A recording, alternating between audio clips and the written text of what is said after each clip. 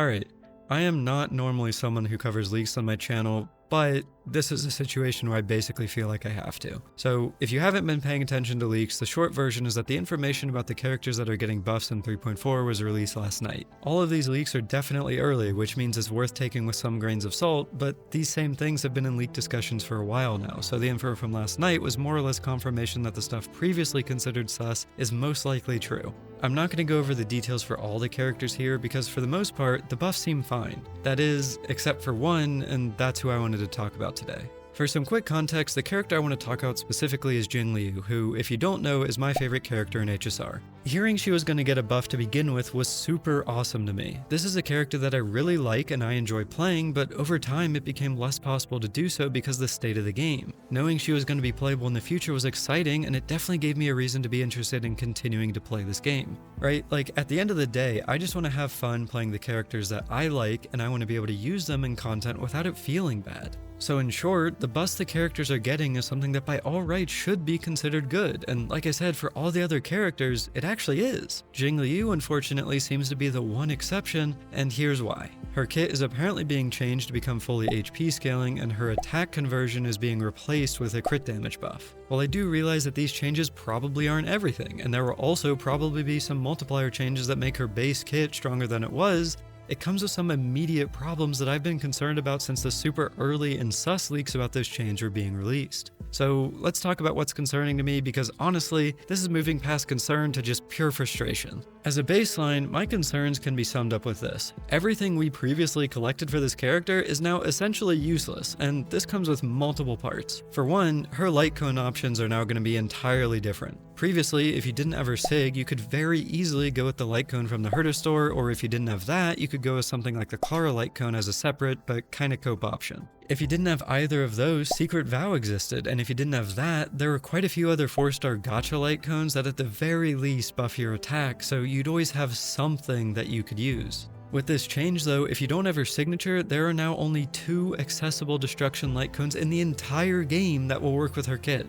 You can still use a Secret Vow, but if you don't have that, your only other option that isn't a 5-star is the event light cone from the Rappa event. I don't think I really need to explain why this is bad, but just in case, scarcity of light cone is a real issue in this game, especially for the niche damage types. It shouldn't be the case where there's just not enough options to choose from for your characters, yet HP scalers are one of the groups where that's a big problem. A point of comparison here is Blade. Assuming their scalings end up similar, he basically only has 3 options to choose from: his SIG, the event light cone, or a Secret Vow. There's just simply nothing else to use for someone that doesn't have a SIG, whether that's his or another 5-star, and that's just awful for someone that wants to use their character. I mean, I guess you can cope with the Bailu light cone because it's got high base HP, but let's be real here, who wants to do that?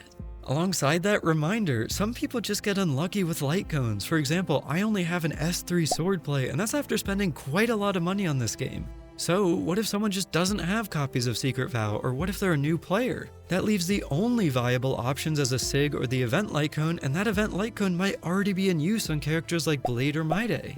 Moving on to the second issue, a huge chunk of the relics that you previously farmed are now worth less than garbage for her. Those double crit attack boots you got? Useless. Your almost perfect hat that has a balanced amount of crit rate and attack? Toss it out the window. Your Rudolin Arena attack rope that you spent 2 months farming for? It's dog shit now. All those HP pieces that you threw in the bin because you thought you wouldn't need them? Well, joke's on you, now you do. Even worse, this is now something that we have to refarm again after we just did it when the Scholar set released. Like, I'm not a crazy math guy, so for all I know, Scholar might not even be your best set anymore. I mean, hell, maybe I have to go back to the HP and speed domain to farm an entirely new set for her just so she's usable again after these changes. Like, I'm someone that's actually one of the crazy people that somewhat enjoys relic farming because I like seeing characters get stronger over time. It kind of scratches that itch in my brain that just likes seeing numbers go up, and it's actually something that's somewhat fun to do for me. But this is a character that I've already done that for twice. Like, that itch has already been scratched already, and it is not something that I am particularly looking forward to doing for a 3rd time. But now, in a scenario where my character is supposed to be getting stronger and I'm supposed to be getting that number go up feeling, I have to completely refarm their set again, and at this point, it's just annoying.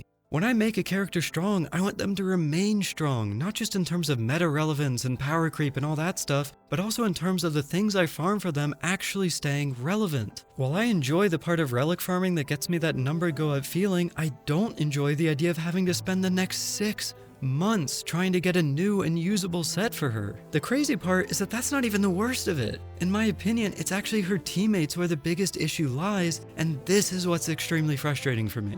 For those of you that don't know, Jingliu was someone that I originally gave up on because I decided that despite her being my favorite character, it was just not worth it to me to constantly have to chase after her newest best supports every single time they released just so she was playable for a tiny bit longer. This is something that I decided back when Sunday released because after building or getting her previous 6 best supports and Hoyo on top of that, I'd had enough and I didn't want to get him, especially because he was a character that I don't like. Since then, whenever I wanted to play her, I've coped by using Bronya, and I also even got Robin's E1, so I've been using those two with Hoyo. But now, I can't even cope anymore. That entire team that I invested in to make her playable is now completely worthless in comparison to the supports that are now being used in HP scaling teams. All 3 of them have attack buffs, and all of that attack is now pointless. If I want her to be playable after these changes, I now need to get an entirely new lineup of teammates for her. I mean, luckily, I already have Tribby, but now I definitely need to get Sunday, and I guarantee you I'll probably have to get Hyacine as well for her to be truly usable again. So all this does is put me right back in the situation I was in when Sunday released. And what's so annoying about this is that I still don't want Sunday, but now it's basically required because Bronya just lost a ton of viability, so I can't even cope there anymore. On top of that, I don't want to get Hyacine either because she has yet to do literally anything in the story that makes me want to get her, but now I pretty much need to get her because of what her kit does, and if I don't have Tribby, god, that would be another character that I would have to roll for.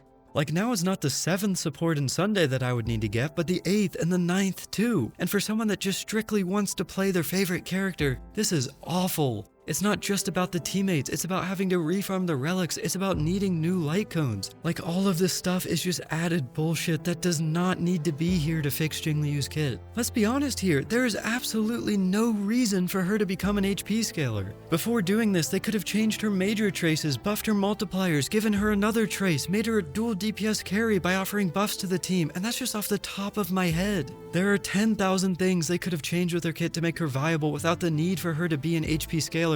Yet for some godforsaken reason they decided to make her one. And the sad part is, that reason is actually so simple. It's just for money. This is something that should have been great. This is something that should have been a moment of excitement and happiness where I get to play my old character again. And it might have even been one where I would have been willing to finally get Sunday to complete the puzzle of a hypercarry DPS in celebration of the fact that my favorite character is viable again without feeling like a complete deadweight. Instead, this is a situation where Hoyo decided to follow their usual dogshit tactics and just be greedy. We all know the meta we're in. It's AoE, but it's also HP scaling. With all the supports catered to these types of damage being released, they want to give players every possible reason to go for them. And straight up, that is actually so bad. I fear for the free-to-play Jingliu mains that now need to get 3 new characters just to make their favorite viable after they already invested in her last 3 best characters and probably eidolons for them. And that's not even mentioning the fact that we don't even know when these characters will rerun, and on top of that, the buffs are happening in a patch where there's a ton of other things to roll for like the fake collab or even Finon. Basically, to sum all this up, if you are a Jingliu player, you got shafted.